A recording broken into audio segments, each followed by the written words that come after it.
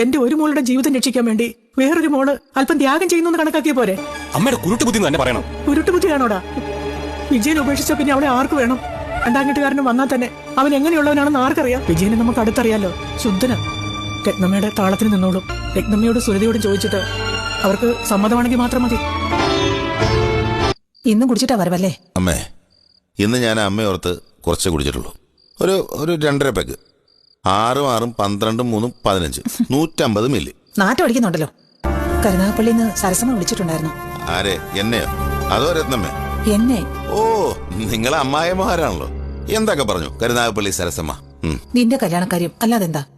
എന്റെ കല്യാണ കാര്യം? എന്നെ ഇനിയും കെട്ടിക്കാൻ പോവാണോ? രത്നമ്മയുടെ ഇളയവളില്ലേ സുനിത? ഓ, അവളുടെ.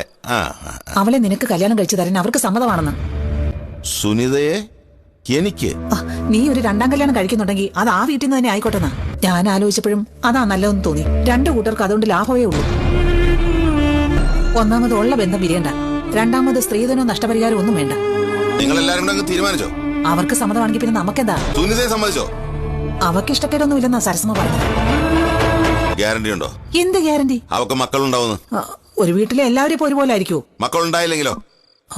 ഇല്ലെങ്കിൽ വേറെ ഒന്നുകൂടി കഴിക്കണം.